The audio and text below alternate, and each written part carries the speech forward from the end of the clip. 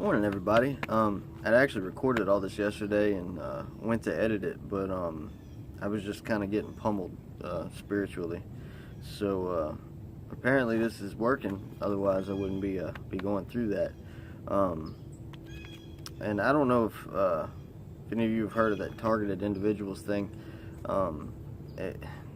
By nature, by the name of it, it sounds kind of like paranoid. It's a paranoid title anyway. Targeted individual. I'm a targeted individual. And I think it's that way by design. But the thing is, you could literally, the patents are out there for the technology, and you can literally hear the ringing in your ears. I mean, it gets pretty loud. And here's the thing, like, I've got a pretty peaceful life. I'm blessed to be in a spirit of rest at the moment, have everything, I don't need for anything. That's what gives me the time to be able to make these videos. Like, there's nothing to be depressed about. And yesterday was just a really yucky day. I was trying to push through it and talk about some of the things that I'm going to talk about. And I got through it, made the video, but it was just I don't know, it wasn't to my liking. Almost, it wasn't half-heartedly, but it was really just not, I was just trying to get it done. And that's why I'm doing it again. So anyway, I wanted to talk about the music industry. And I'm going to talk about a specific song because it's so blatantly obvious. And as you go through, if you were to go through some of the songs from this band called Breaking Benjamin, it's a band that I listen to. I used to think that they were praying back when I was, a Christian, living my life right. I'm like, man, it sounds like he's talking to God. If you put God into it, it sounds like, he's praying to him. Well, now to see things spiritually, he is, but he's not praying to Yahweh, Yoda Hevav, however you want to say it. He's definitely praying to Lucifer. I don't think everyone sells their soul in Hollywood. I think that some of them are already born into it. They already belong to Lucifer. So it kind of pushes the agenda. Only if he can gain another soul, I think, that's when he'll set it up for someone to sell their soul to it. Aaron Lewis from Stain, he's got a song. Country Boy. It's been 12 years since I sold my soul to the devil in LA. So I'm not saying that doesn't happen, but I believe that most of the individuals that are in Hollywood that build themselves up to be idols are already belong to him, and that's I'll explain how in another video. But if you go through some of the songs that they've written, I Will Not Bow. When Angels Fall, the one that I'm going to be going over, Ashes of Eden, it becomes blatantly obvious that he's not a fan of the God of the Bible, the one true Creator. So anyway, I started on this journey because of a video that TrueStream Media made. I'll leave a link below. I find it absolutely fascinating. It's they begin the video talking about 1 Samuel. Where there was a spirit of the Lord that had left Saul, and an evil spirit came upon him, and somebody goes and grabs David, and he comes and plays the harp or the lyre, and he plays an instrument, a chord that God had given to him, and the evil spirit leaves Saul. So I started thinking in a physical manner, could that cure cancer? Could it cure, spina bifida, whatever? Is there a cord out there that could actually heal people? And I'm in a constant. A lot of the stuff that we look up is really heavy. You could do research into Moloch one day and just be absolutely depressed whenever you start finding out all the things that are still going on about people still sacrificing babies. It's just really, really heavy stuff. So I am in a constant state of sometimes I have to stop these videos and just go listen to music for a while and bring my spirits back up. So it does exist spiritually, and I'm not sure if there is one that will cure people or not, but I think that'd be pretty awesome. But anyway, that's how I began to really look into the different tones and everything, and backmasking. That's where Aleister Crowley told everyone they should learn to walk and talk backwards. And there are messages, and Jay-Z is one of the most blatantly obvious ones. He's where if you play some of his music backwards, it says "Murder Jesus." There's I mean, it's in it. If things are not for my Father, they're of this world. But I see this plan of compounding. It's not just songs about lust or drugs or whatever. It's there's also messages in it backwards that are just blatantly evil. They're trying to compound the sin to get your mind to pick up on that, so that you destroy yourself more quickly.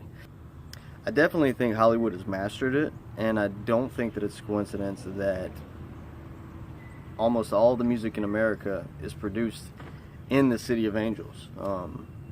I don't believe that it's talking about the good angels, the messenger angels. I believe it's talking about the fallen ones. And if this world belongs to Lucifer, some of the ones that have fallen are really using Hollywood to produce sin, to produce fallen human beings. And there's evidence of that. Just, I mean, look at what's in the news. It's not, you know what I mean? It's just Sodom and Gomorrah, whatever. Pick your sin. It's there. So today I wanted to focus on, like I said, the band Breaking Benjamin. There's a song called Ashes of Eden. I'm just going to go over this briefly, but I think you'll get the gist of it. One, I don't understand why you would name a song Ashes of Eden. You see, it sounds like a love song, but it really doesn't make sense how, you know, he's praying to, or singing to his lover about, anyway. So the music video starts off there in space. I don't believe in the space program. That's a different video. Research it yourself. But I just see the agenda there. That, you know, they're on a ship. They're aliens. And you'll notice they look pretty human. There is immediately a picture of an eclipse in the video, just briefly. But I just see something trying to blot out the sun. And to take a step, just a little side note away from that, the song Black Hole Sun, the whole song's about snakes. And then the guy starts talking about no one sings like you anymore. Who exactly was he talking to when he wrote that lyric? And the only reason I bring that up as a side note from the song Ashes of Eden is because it's all over Hollywood. Like I said, again, you have to look at all this stuff spiritually. If they're not singing about Jesus or our Heavenly Father, chances are it's part of the agenda for the enemy. So the lead singer is controlling the ship in what happens to be an all-white room. There's something very esoteric about that. And you see a guy floating on the outside, just kind of, he's outside of the ship, outside of the control of whatever's going on. And the lyric starts off, "Well, the faithful be rewarded when I come into the end. Well, I missed the final warning from the lie that I have lived. Is there anybody calling? I can see the soul within, and I am not worthy. I am not worthy of this." I'm wondering where he can see the soul. The guy outside the ship sees his lover. Both of their eyes are black, and then he smiles at her. She decides to suit up and walks into a white cube or hexagram. You see the symbolism of that all over in all kinds of Hollywood movies and stuff. I'm not going to rehash it out. I'm sure if you do your research, you know that already. So they're smiling, they're holding hands, they're all together, and then it just cuts to a black teardrop coming out of her all black eyes. And then they're pulled away, and there's a lifeline that's snapped. The lyrics continue. Are you with me after all? Why can't I hear you? Are you with me through it all? Then why can't I feel you? Stay with me, don't let me go, because there's nothing left at all. Stay with me, don't let me go, until the ashes of Eden fall. I really don't understand, if you're separated from your lover, how you would need Eden to burn before you could get back to him. I kind of do, but I'm just saying, in the world that we live in, that doesn't make any sense, you know. You have to see these things spiritually, and there's another song I'll go over by Breaking Benjamin next that you'll understand where I'm getting at here. It seems that I believe that we live amongst a fallen people, under the control of the forces of darkness for whatever reason. I don't know. I don't personally believe that you're ever outside of God's grace, but I do believe that there's consequence. and I see these people jumbled up and wanting to be with someone that they love, but there's something in the way, and the only way that they're allowed to, because they're under the control of the forces of darkness, is if they do something to advance the kingdom of darkness, such as attack, Christians, or try to secretly get people to destroy themselves without them realizing it. I don't know. It's just things that I've been through that I've seen evidence of this. It's really hard for me to put into words, and like I said, you're not going to get it in one video, but just please continue. And I really believe that after all this is there, you'll be able to understand where I'm coming from. Again, this is just a part of self-experience. This is, what I've went through and why I think the way that I do. Anyway, it starts going through all the band members. All their eyes are turning black, just staring at the screen. There's a meteor shower. You see 2 pieces of ash are shown. I try to take a picture of the 2 people falling through the Earth's atmosphere. It's like they were burning up. They're supposed to be the 2 ashes that have come down to Earth, the fall. Then you start going through a portal. It's just a black hole, and you start to see time kind of advancing. It shows the Earth. Again, the picture's not that great, but you see the water receding on the Earth. I really think that had something to do with the flood. And then it starts going through time as the Earth was built up. You start to see buildings and skyscrapers, and then stars shooting up. There's an inversion of the earlier picture of the meteor shower. Now, while all this is going on, the lead singer goes into the second verse. Will the darkness fall upon me when the air is growing thin? Will the light begin to pull me to its everlasting will? I can hear the voices haunting. There is nothing left to fear, and I am still calling. I am still calling to you. And then stay with me, don't let me go. So after all that, towards the very end, the lead singer, he looks up and lifts his hands almost in a state of worship, and says, heaven above me, take my hand. Shine until there's nothing left with you. Stay with me, don't let me go. Shine until there's nothing left but you. And the 2 people are transformed. They look like 2 normal people, and they're finally able to reach each other. The video stops, as you can see, right before their hands touch. Again, there's a message there that you'll see reoccurring over and over of getting back to the one that you love. I see a synchronicity again, and I'll share that again in the next video that I'm going to go over. Got kind of hot. I had to change my shirt, but check this out. Anyway, so the second song, same band, it's called Angels Fall. In the video, I saw a lot of esoteric symbolism as well, and I see an agenda here, which I'll go over in the end. Anyway, it starts off, they're floating in an underwater abyss. There's like a dead ship under there. The band starts playing right before dusk. There's a storm coming up over the ocean, and you see these 2 groups of people. There's an old woman and a little boy, and an old man and a young woman. And you could tell that there's some discord between them. They don't want to be around each other throughout the video. They're trying to get away from each other, or arguing or fighting. And in the end, you find out why. But the song starts off. I try to face the fight within, but it's over. I'm ready for the riot to begin and surrender. It just made me think, what riot and why? What are you surrendering to? Anyway, they keep singing, I walked the path that led me to the end. Remember, I'm caught beneath, there's nothing left to give forever.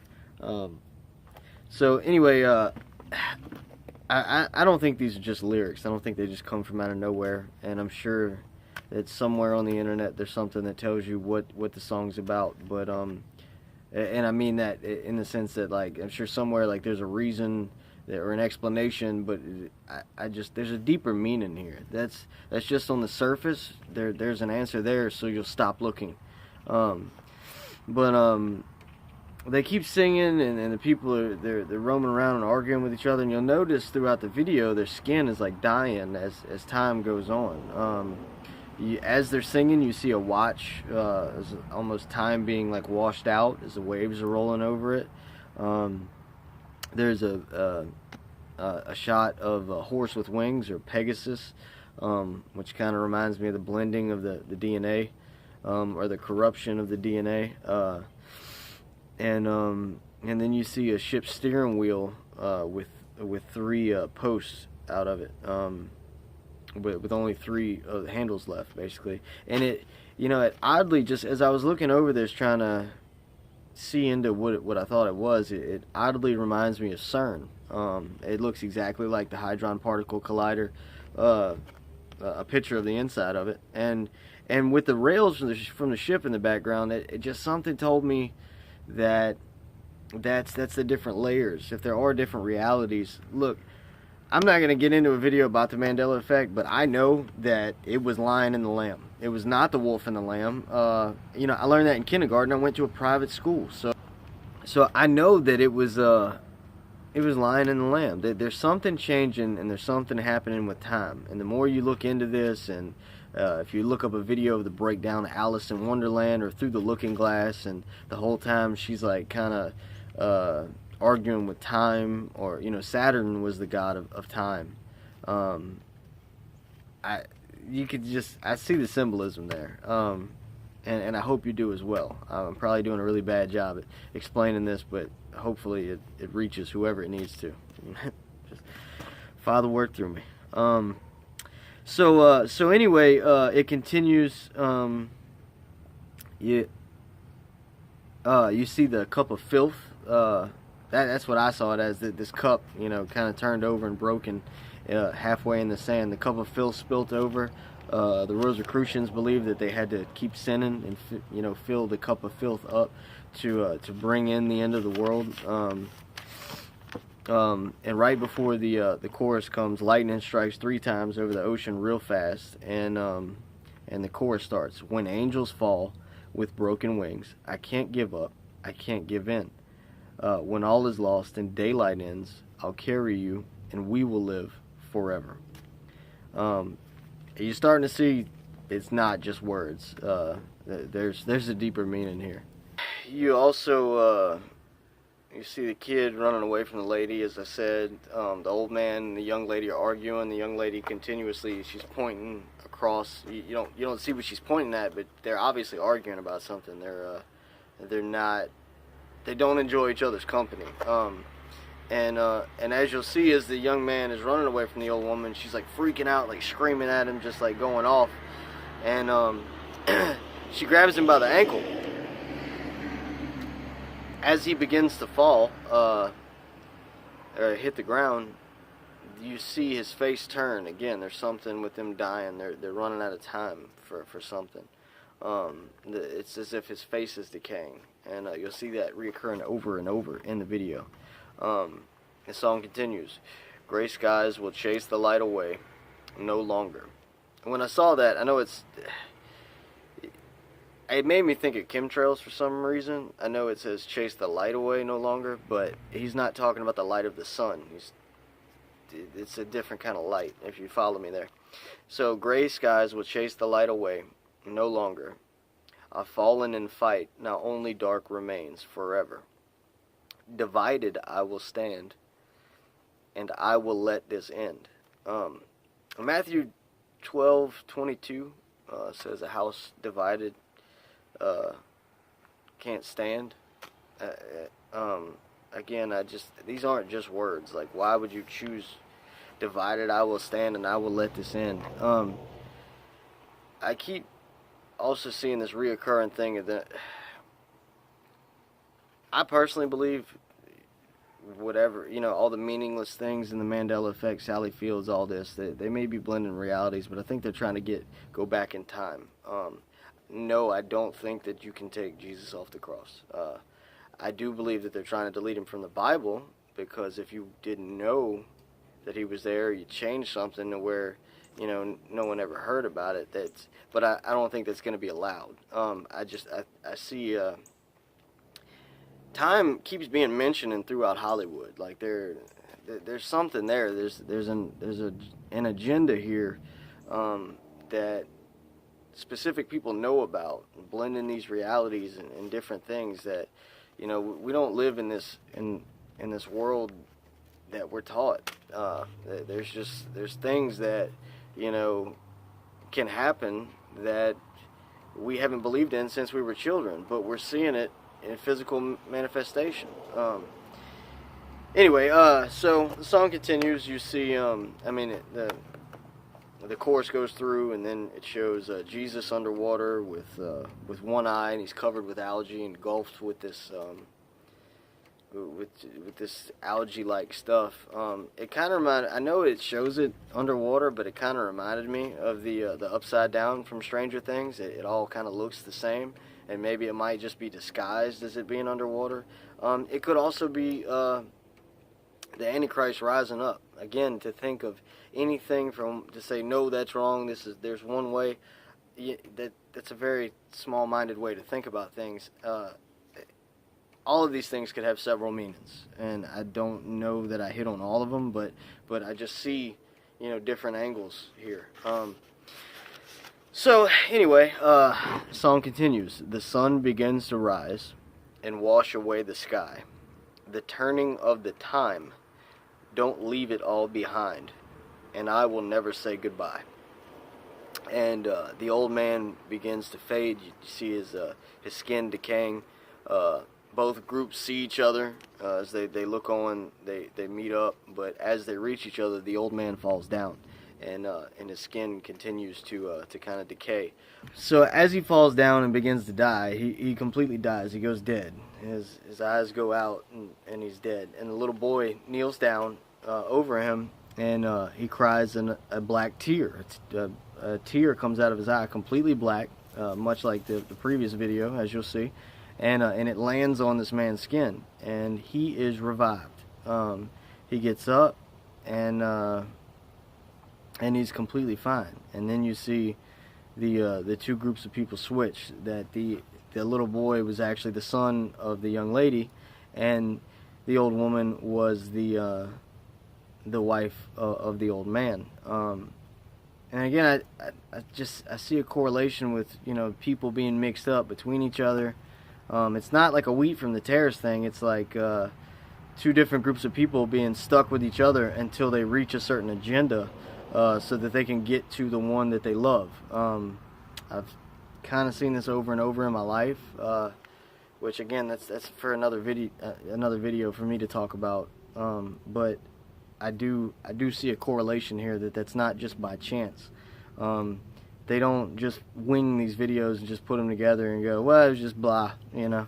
There's a reason for all of it. Anyway, the sun rises out of the storm with the ship. The ship is raised up from the abyss. And you start to see the band throw all of their musical instruments into the fire as nightfall comes. I see there's a message here. Everything in the occult is hidden. It's as if to say, we're going to nationally produce this, so those that are with us will understand it, but you as a Christian, as a person in that grace bubble, won't even understand what's happening to you. And I'm coming from a place of, you know, this is after I went through a lot of attack and experience and all kinds of I don't know how to say it, magic. It wasn't from God, and it wasn't like the Disney kind of magic. Like, it was pure evil. A lot of it had to do with drug use, but here's the thing that I bring that up because that's going to become a reoccurring factor. You're going to hear a lot of stories in my testimony about how I took drugs and then these things affected me, and people just go, oh, that's your brain, you know, your brain on drugs. Back, you know, in the 90s when we saw those commercials, now I'm starting to see, I just realized that why those commercials were produced like that, because they want you to think, oh, this is your brain on drugs. Sure, you act erratic and everything, and you do act differently, but it's a spirit. I saw things while I was on them. There's no way that someone could take meth, and then millions of people across the world that have taken something like methamphetamine, and they all see those dark, shadowy figures. I've been reached out and grabbed by them and slammed into walls before. That was further down the line after I continued to do it. But there's something spiritual there. That's a different video. I'm just making a point that it's not just something where your mind just acts like this. Like, we're taught a way to think our entire life, whether we realize it or not. Just completely disregard what one would call intuition. I would call it the Holy Spirit, but let's not split hairs here. You do reap what you sow. Call it karma if you want, but you know that I've seen that happen over and over. But my point is that you're taught your entire life to ignore those things that you feel. You know, here's the thing though: when a mom feels that for her baby, you know, when she knows they're in trouble, I don't care if she's 6 states away, and she knows it. So that right there, just that one example tells me, you know, that's real. And over again, where there were times where I knew that I was in physical danger, and I was delivered from it, but it wasn't that someone was holding a gun to my head. It was that I felt it in my heart, and I had to get away from that situation, and narrowly escaped by the grace of God. I'm trying to think. Okay, back to music. I've seen this over and over in different songs. I kind of have these visions whenever I listen to worldly music. My dog's, that's the sound in the background. Anyway, the song "The Red" by Chevelle is about human sacrifice. He starts talking about, so lay down, the red is real. There was a lot of times I would be given drugs. Methamphetamine was not my drug of choice. However, I did do it a lot. I was in a spirit of addiction where I'd pretty much just take whatever you put in front of me. And every time that it was given to me, it was almost as if it was set up, here, have this. And these people that were giving it to me would almost immediately change like a wolf licking their chops right after I had taken it. And a lot of the times I was taking these drugs, it was to sleep around with somebody or a party or something, you know, the spirit of fornication along with it. And then it would just immediately change. After the drug was ingested, it would just, they'd be like no interest whatsoever in engaging in that type of activity.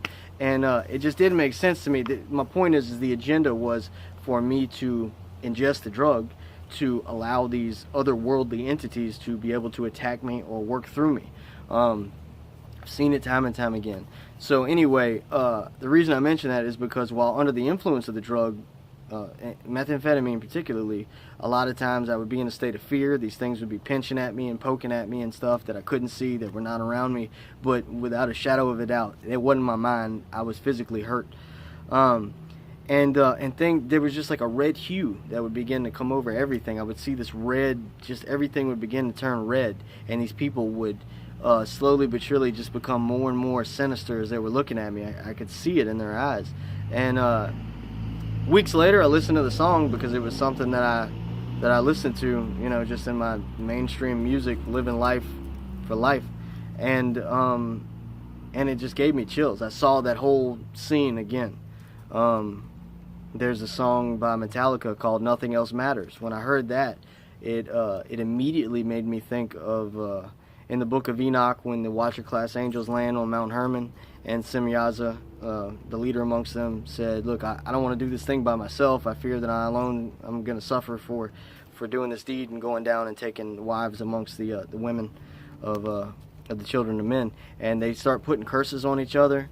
I listened to that song, and I started seeing that partake. I don't know if it was written by a demonic entity for it, but I saw that whole scenario going down on the mountain. And he talks about never care for what they do, never care for what they know, like looking down on mankind, like just, you know, whatever. Life is ours, we live it our way.